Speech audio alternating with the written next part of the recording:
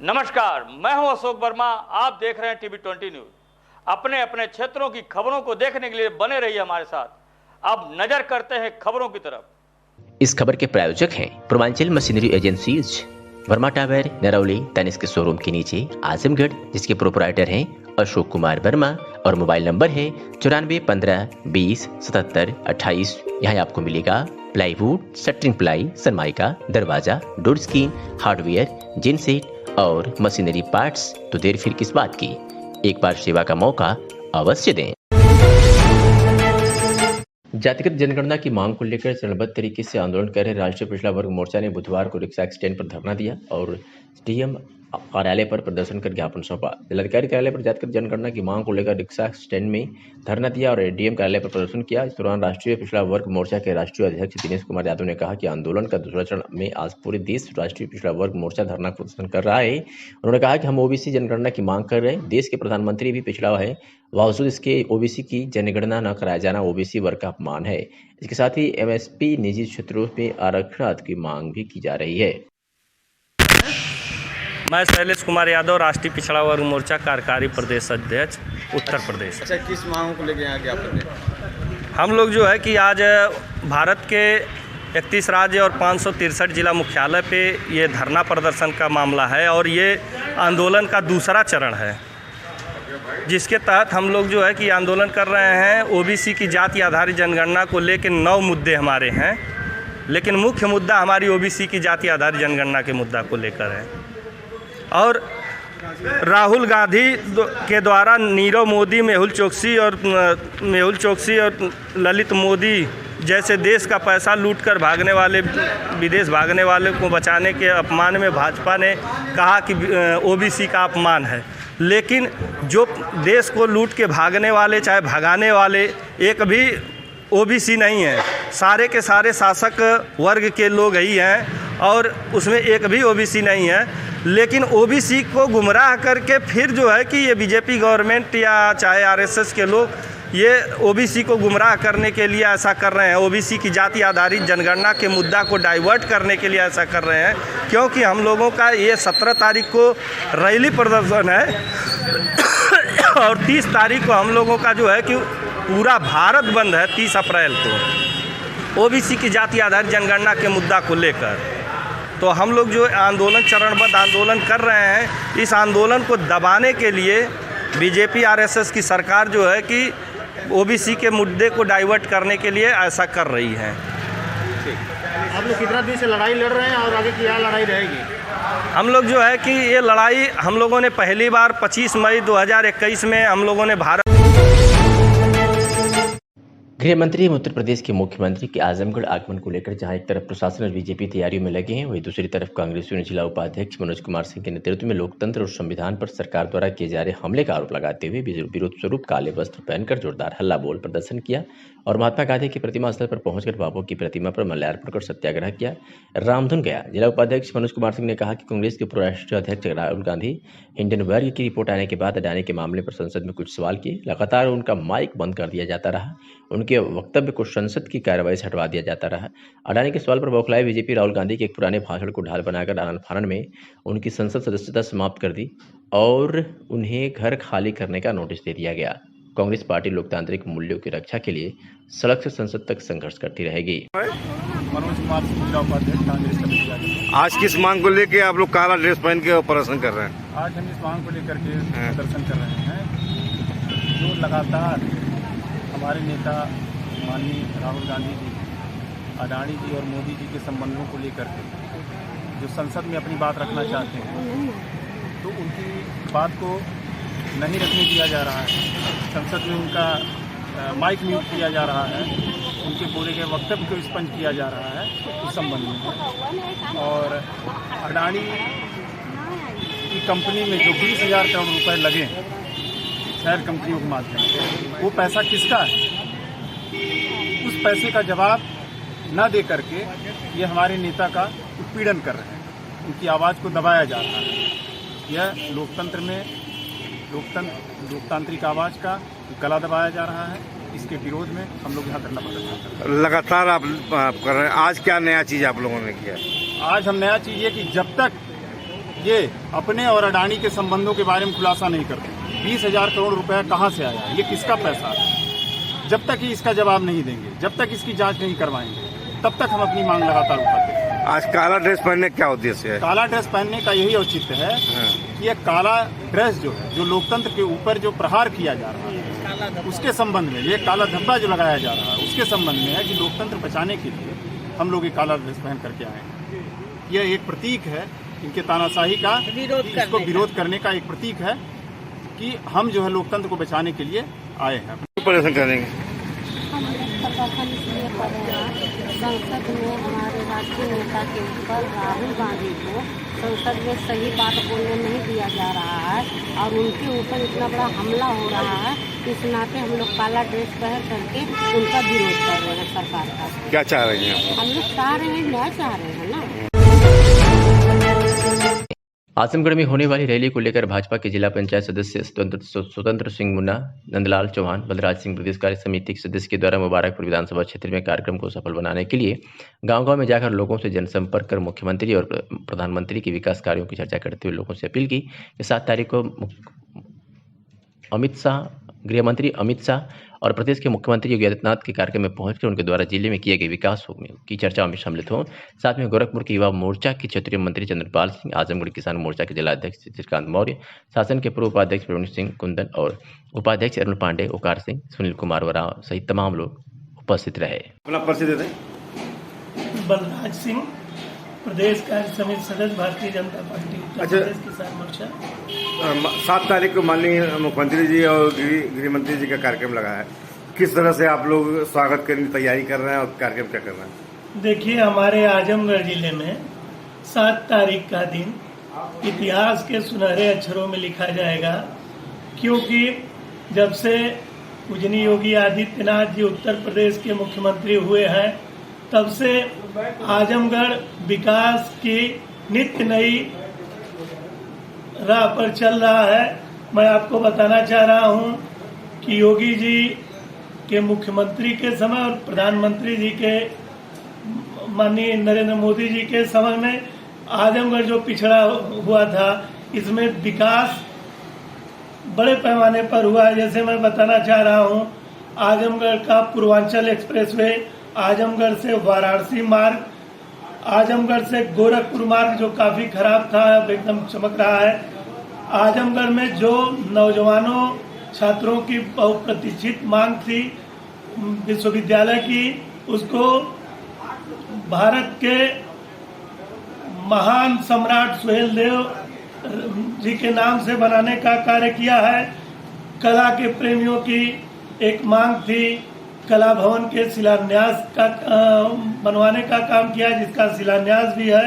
और आजमगढ़ में चूंकि हरिहरपुर घराना सांस्कृतिक रूप से भारत में अपनी एक पहचान रखता है, इसलिए हरिहरपुर में एक सांस्कृतिक विश्वविद्यालय सहित करोड़ों की परियोजनाओं का आजमगढ़ में 7 तारीख को उपहार माननीय गृह मंत्री अमित शाह जी एवं हमारे यशस्वी मुख्यमंत्री पूजनीय योगी आदित्यनाथ जी के द्वारा दिया जाएगा, जिससे आजमगढ़ विकास की नई ऊंचाइयों को छुएगा और आजमगढ़ के नौजवानों, किसानों, मजदूरों का विकास होगा और आजमगढ़ देश में एक रोल मॉडल के रूप में स्थापित होगा। आजमगढ़ के सगड़ी जैनपुर कोतवाली क्षेत्र के राजूपट्टी गांव के नवविवाहिता की फांसी लगाने से हुई मौत पर माता ने तहरीर देकर जीवनपुर कोतवाली में 7 पर दर्ज कराया था मुकदमा। जैनपुर पुलिस ने पति व भाई आरोपित को किया गिरफ्तार। रविवार 26 मार्च को सुबह 8 बजे राजूपट्टी गांव में अंशु गुप्ता पत्नी संजय गुप्ता की दुपट्टा से फांसी लगाने से हुई मौत पर मायके से पहुंची परिजनों के साथ माता उर्मिला देवी निवासी बाबूपुर जनपद मऊ ने अपनी पुत्री को दहेज व भाभी से अवैध संबंध को लेकर प्रताड़ित करने के आरोप पर जैनपुर पुलिस ने दहेज हत्या व दहेज प्रताड़ना का मुकदमा 7 आरोपितों पर कर क्षेत्राधिकारी सगड़ी महेंद्र शुक्ला विवेचना कर रहे थे, जिसमें पति संजय गुप्ता, सास भाना देवी, 2 बड़े भाई अनिल गुप्ता व मनोज गुप्ता और उनकी पत्नी गीता व मीरा व ननद सास देवी पर मुकदमा पंजीकृत किया। वही अंशु गुप्ता का विवाह 4 माह पूर्व 2 दिसंबर को संजय गुप्ता से हुआ था। वहीं जैनपुर कोतवाल यादवेंद्र पांडे ने मुखबिर की सूचना पर पुलिस बल के साथ बुधवार की सुबह 9:10 पर 2 आरोपितों को गिरफ्तार किया है।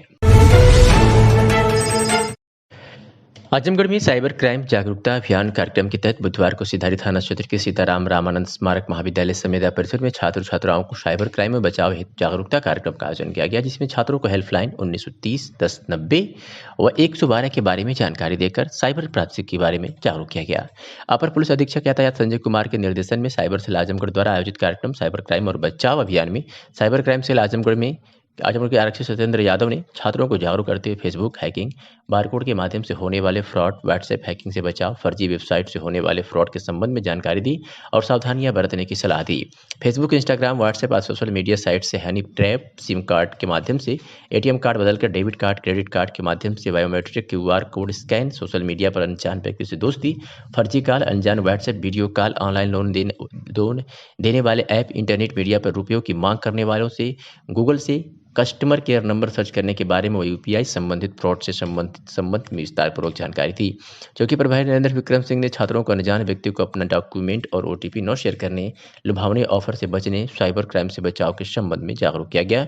यदि कोई व्यक्ति फोन पर लालच देता है तो निसंकोच हेल्पलाइन 1930-1090 तथा 112 पर सूचना दें। मनीष कश्यप के सुप्रीम कोर्ट के वकील डॉक्टर AP सिंह ने मनीष कश्यप के खिलाफ बिहार सरकार द्वारा कई केस बिहार और तमिलनाडु में रजिस्टर्ड करने के खिलाफ सुप्रीम कोर्ट में याचिका लगाई है। बिहार के प्रवासी मजदूरों के साथ तमिलनाडु में हुए बर्बरतापूर्ण कृत्य के खिलाफ पत्रकार मनीष कश्यप ने सोशल मीडिया पर आवाज उठाई थी।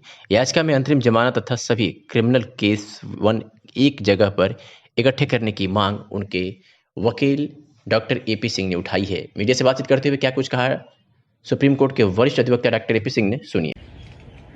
आज जो कि बिहार से पत्रकार हैं मनीष कश्यप, जिनको लेके गिरफ्तारी हुई थी और जिनके लेके तमाम था, आज माननीय सर्वोच्च न्यायालय में on behalf of Manish Kashyap की तरफ से याचिका फाइल की गई है, जिसमें मनीष कश्यप की जमानत और साथ में बिहार राज्य में जो उन पर ऊपर केस दर्ज हुए, तमिलनाडु में दर्ज हुए और भी पता नहीं कहाँ कहाँ दर्ज हुए उनके खिलाफ केस, तो उन सब केसों को क्लब किया जाए, इंटरिम बेल दी जाए और जस्टिस हो। क्योंकि मनीष कश्यप के साथ जिस तरह से राज्य शासन प्रशासन की तरफ से अन्याय हुआ और मनीष कश्यप ने पूर्वांचल के लोगों की, बिहार के लोगों की, बिहार के मजदूरों की आवाज़ को उठाने का काम किया, जो उनके साथ तमिलनाडु में हुआ। और केवल उन्होंने नहीं, मेन स्ट्रीम मीडिया ने भी इस बात को उठाया था लगातार। लेकिन जो भी कार्रवाई हुई वो मनीष कश्यप के खिलाफ इस तरह से जो कार्रवाई हुई वो गैर कानूनी है और मनीष कश्यप के मूल अधिकारों का हनन है। इस बाबत मूल अधिकारों की रक्षा का काम और माननीय सर्वोच्च न्यायालय, क्योंकि 2 राज्यों का भी मामला हो गया है, एक काज ऑफ एक्शन, एक बात पर, एक स्टेटमेंट पर, एक सोशल मीडिया के उस पर जो दी गई है जानकारी शेयर की गई है और वो माननीय मुख्यमंत्री जी के लिए क्या, और उसी पर माननीय बिहार के मुख्यमंत्री ने भी कहा, चिराग पासवान जी ने कहा और सभी नेताओं ने भी कहा, लेकिन मुलजिम मनीष कश्यप को बनाया गया, उसके खिलाफ याचिका लगा दी है। नमस्कार, मैं हूं अशोक वर्मा। आप देख रहे हैं TV20 न्यूज। अपने अपने क्षेत्रों की खबरों को देखने के लिए बने रहिए हमारे साथ। अब नजर करते हैं खबरों की तरफ। इस खबर के प्रायोजक हैं Purvanchal machinery agencies, Verma tower, Narauli, Tanishq के शोरूम के नीचे, आजमगढ़, जिसके प्रोपराइटर हैं अशोक कुमार वर्मा और मोबाइल नंबर है 94 15 20 77 28। यहाँ आपको मिलेगा प्लाईवुड, शटरिंग प्लाई, सनमाइका, दरवाजा, डोर स्क्रीन, हार्डवेयर, जिन सेट और मशीनरी पार्ट्स। तो देर फिर किस बात की, एक बार सेवा का मौका अवश्य दें। आजमगढ़ जनपद में गृह मंत्री अमित शाह के दौरे को लेकर के प्रशासन पूरी तरीके से अलर्ट हो चुका है। प्रशासन का यह मानना है कि किसी भी तरह से इस रैली में कोई उपद्रव न मचा पाए और जो अराजकता तो है वो अराजकता न फैला पाए। इसको लेकर के पुलिस बिल्कुल अलर्ट है और पुलिस बल के साथ SP अनुराग आर्य खुद वहाँ पर मौजूद रहेंगे। ये जानकारी उन्होंने खुद दी है।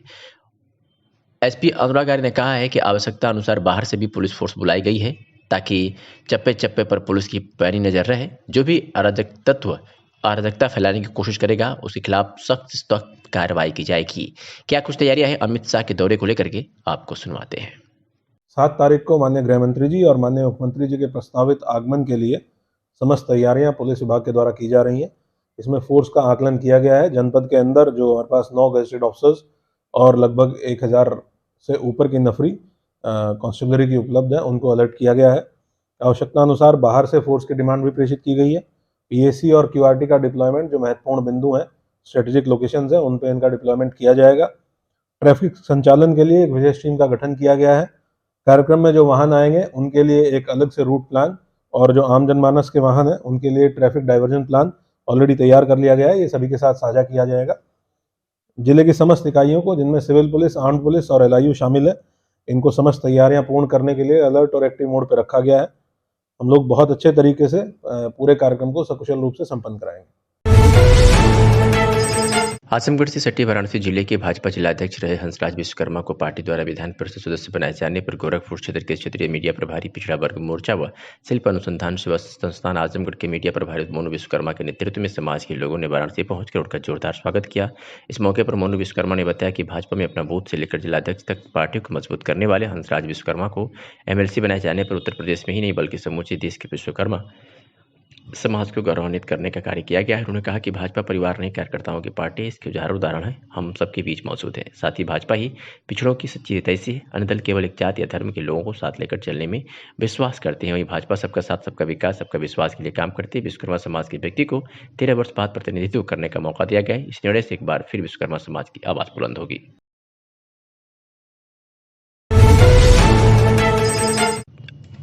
आजमगढ़ की निजामाबाद थाना क्षेत्र के शिवली गांव में फुलचंद राम के घर में अचानक आग लगने से 2 मवेशी की आग में झुलसने से मौत हो गई। तो वहीं 2 मवेशी बुरी तरह झुलस गई। वहीं लाखों रुपए की संपत्ति राख हो गई। बुधवार की शाम अचानक फुलचंद राम के घर में आग लग गई।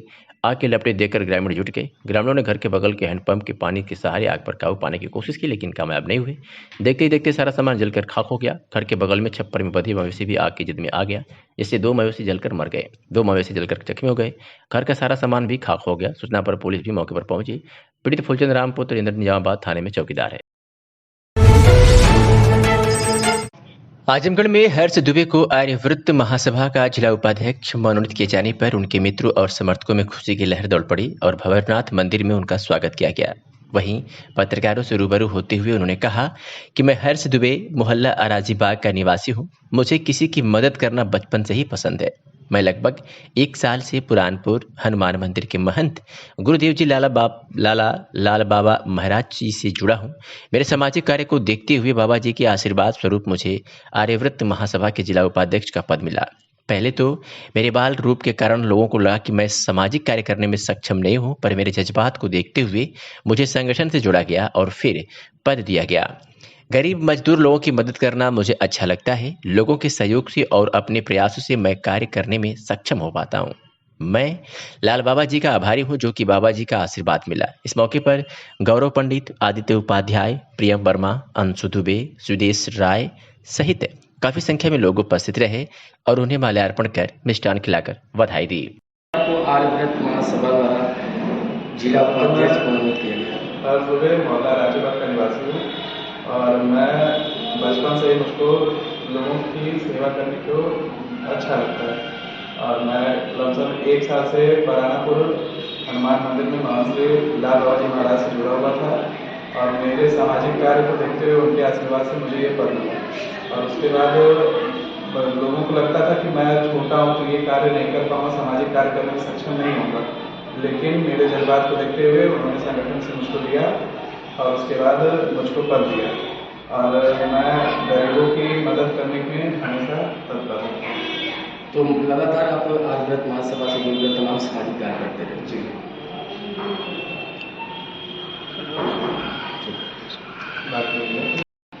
गौरव जी, अपना परिचय देते हुए आज जो हर्ष जी हैं उनको आर्यवृत्त महासभा का जिला उपाध्यक्ष चुना गया, क्या कहना चाहिए? सबसे पहले तो आपको नमस्कार और आप सभी जितने भी मीडिया बंधु हैं सभी को मेरा सादर नमस्कार। मैं गौरव पंडित, एक छोटा सा फिल्म अभिनेता।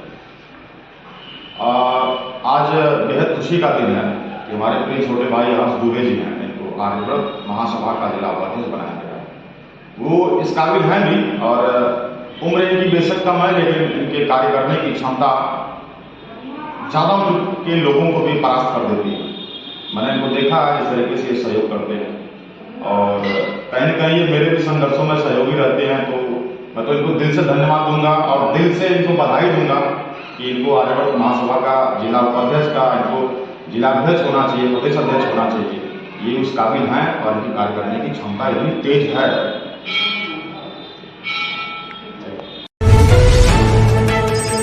रामनवमी के उपरांत मंगलवार की शाम 8 बजे अतरौलिया नगर पंचायत के रामबरन चौक पर संत सम्मेलन व धर्म सभा का आयोजन किया गया, जिसके मुख्य अतिथि श्री राम बल्लभ कुंज का जानकी घाट अयोध्या के आचार्य श्री चंद्रासु जी महाराज व विशिष्ट अतिथि के रूप में विश्व हिंदू परिषद अवध प्रांत के संघ प्रमुख श्याम बाबू गुप्ता तथा सिद्धेश्वर आश्रम अम्बेडकर नगर के महंत कृष्णनंद महाराज व प्रांतीय संगठन मंत्री गोरक्ष प्रांत के बाबा हरदेव, प्रांत सेवा प्रमुख विश्व हिंदू परिषद डॉक्टर अशोक अग्रवाल थे। धर्म सभा को संबोधित करते हुए आचार्य चंद्रासु जी महाराज ने कहा कि सिर्फ साधु संत ही नहीं, सनातन संस्कृत सनातन हिंदू धर्म को मानने वाले हर एक लोग भारत को हिंदू राष्ट्र के रूप में देखना चाहता है। पूरे विश्व में नेपाल ही एकमात्र हिंदू राष्ट्र था जिसे भी एक षड्यंत्र के तहत समाप्त कर दिया गया। उन्होंने कहा कि 56 देश ऐसे हैं मुस्लिम देश हैं, यहाँ के मुसलमान विदेशों में भी हज करने जाते हैं तो वहाँ उन्हें हिंदू मुस्लिम या हिंदू मुस्लिम कहा जाता है।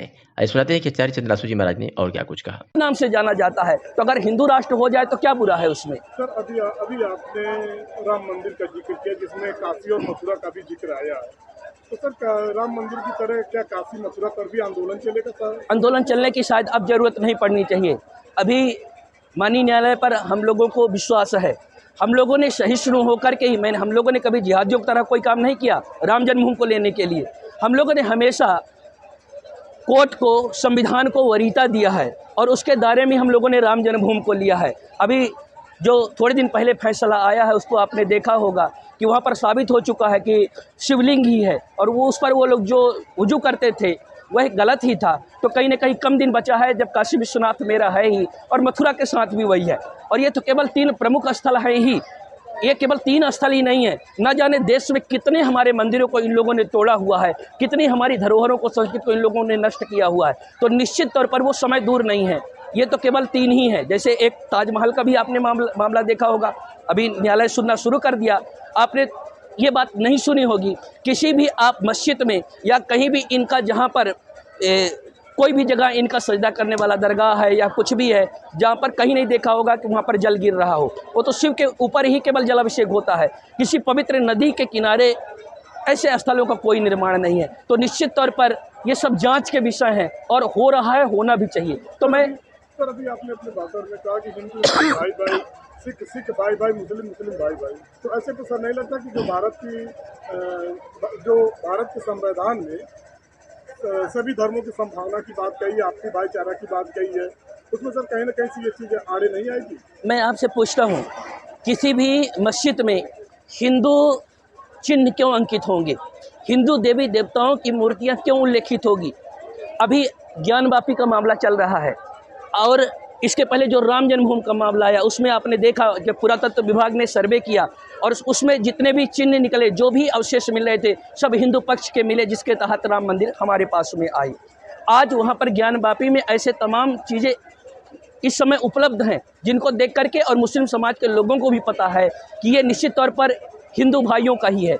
अभी तमाम साक्ष्य भी जो मिल रहे हैं वो हिंदू पक्ष के ही मिल रहे हैं। यही बात मथुरा के साथ में है। तो मैं कहता हूँ अगर हिंदू मुस्लिम सिख ईसाई सब आपस में भाई भाई की बात करते हो तो अभी मेरे साथ आओ ना, गले से मिलकर के कहो कि ये ज्ञानवापी, ये मथुरा कृष्ण जन्मभूमि हिंदू भाइयों की है। हम आपस में लड़ना नहीं चाहते, हम भाई भाई मिलकर के आपस में रहना चाहते हैं। मेरे साथ गले मिल करके हमको काशी विश्वनाथ, मथुरा या अन्य जो भी लगता है उनको दे दो, हम प्रेम से मिल करके रहेंगे। पर आप तोड़ते जाओ। तुम्हारी फाइलों में गांव की मौसम गुलाबी है, मगर यह आंकड़े झूठे हैं, दावा भी किताबी है। जहां अदम गोंडवी की कविता आज के समय में उन सरकारी कर्मचारियों के ऊपर बिल्कुल सटीक बैठती है जो वर्तमान समय में भ्रष्टाचार का पर्याय बन चुके हैं। एक तरफ सरकार गरीबों के सर पर छत देने का प्रयास कर रही है तो वहीं दूसरी तरफ सरकार के मंसूबे पर सरकारी कर्मचारी ही पानी फेरने में लगे हुए हैं। प्रधानमंत्री नरेंद्र मोदी की महत्वाकांक्षी योजना प्रधानमंत्री आवास योजना में भ्रष्टाचार खत्म करने के लिए सभी प्रक्रिया को ऑनलाइन कर दिया गया। सरकार की ओर से ऑनलाइन ही खाते में पैसे ट्रांसफर किए जा रहे हैं। बावजूद इसके रिश्वतखोर कर्मचारी व प्रधान किस्त समय पर ट्रांसफर कराने के नाम पर रिश्वतखोरी कर रहे हैं। ऐसा ही मामला सामने आया है आजमगढ़ जिले के सगड़ी तहसील क्षेत्र के हरिया ब्लॉक के व्यापारी गांव में, जहां प्रधान व सेक्रेटरी प्रधानमंत्री आवास की दूसरी किस्त पास करने के नाम पर 10,000 की रिश्वत मांग रहे हैं। यह आरोप जिलाधिकारी कार्यालय शिकायती पत्र लेकर पहुंचे बैजाबारी गांव के रहने वाले पीड़ित महेंद्र ने लगाया है। पीड़ित ने मीडिया को जानकारी देते हुए बताया कि प्रथम किस्त 40,000 हम लोगों के खाते में आ गई है, जिससे मकान का नींव आज हमने भर लिया है। दूसरी किस्त पास करने के नाम पर ग्राम प्रधान और सेक्रेटरी 10,000 रिश्वत मांग रहे हैं। पीड़ित ने बताया कि हम काफी गरीब हैं, हमारे पास उनको देने के लिए पैसे नहीं है। पीड़ित ने आरोप लगाते हुए कहा कि उन लोगों का कहना है कि अगर पैसे नहीं दोगे तो दूसरी किस्त पास नहीं होगी। पीड़ित ने जिलाधिकारी विशाल भारद्वाज से इस ग्राम प्रधान व सेक्रेटरी के खिलाफ कड़ी कार्रवाई करने की मांग की है। सर महेंद्र नाम है। कहाँ से आए आप लोग? हम हरैया ब्लॉक बैजाबारी ग्राम पंचायत से आए हैं। क्या मामला है आप आए? सर मामला आवास का है, जो कि पहली किस्त आ गई है सुनीता महेंद्र के नाम से। उसमें जो है कि 40,000 रुपया पहली किस्त आई है और उसमें से 10,000 ग्राम प्रधान द्वारा मांगा गया था, हमने 10,000 उनको दे दिया है। और दूसरी किस्त के लिए हम प्रधान और सेक्रेटरी से कहे कि हमारी जांच की जाए और दूसरी किस्त भिजवाई जाए। तो दूसरी किस्त के लिए 10,000 रुपये मांग रहे हैं लोग और न दे पा रहे हैं। हमारे पास जो पैसा मिला था खर्च कर दिए हैं, जो कुर्सी उसका बांध दिए हैं मकान का। जो भी शिकायत आपने सेक्रेटरी की थी? जी, सेक्रेटरी से भी कहा था, ग्राम प्रधान से भी कहा था, लेकिन ये लोग कह रहे हैं कि नहीं, जब तक 10,000 और नहीं दोगे दूसरी किस्त नहीं भेजी जाएगी। क्या चाहते हैं आप लोग? चाहते हैं सर कि देखिए अब हम लोगों को परेशान किया जा रहा है, तो अब इसलिए डीएम साहब के पास आए हैं कि जो उचित है इन लोगों का ग्राम प्रधान और सेक्रेटरी के ऊपर कार्रवाई की जाए। ऐसे सबसे पैसा मांगते हैं? जी, बहुत। खबर भदोही जिले से है, जहां बुधवार को गोपीगंज नगर के पश्चिम मोहाल स्थित एक लॉन में 9 दिवसीय श्रीमद् भागवत कथा ज्ञान यज्ञ का शुभारंभ मंगल कलश शोभा यात्रा के साथ किया गया। कथा स्थल से धूमधाम के साथ निकल ली गई शोभा यात्रा में शामिल नर नारी कलश के साथ पूरे नगर पंचायत मोहाल, अंजही मोहाल, खरहट्टी मोहाल, मिर्जापुर रोड, कबूतरनाथ मंदिर, जीटी रोड का भ्रमण किया। श्रीमद् भागवत कथा ज्ञान यज्ञ 4:30 बजे से रात 8 बजे तक कथा का आयोजन किया जाएगा। कथा के पूर्व कृष्ण मुरारी बर्नवाल, कुविंती मुरारी बर्नवाल व एकल विद्यालय के ज्योति नारायण के सहयोग से भव्य मंगल कलश यात्रा निकाली गई, जिसमें शामिल महिलाओं भक्ति भाव से बीच तट पर कलश लेकर नगर के खड़हट्टी अंजही पश्चिम मोहाल सदर मोहाल होते हुए कथा स्थल पर पहुंचे, जहां विधि विधान से पूजन अर्चन किया गया।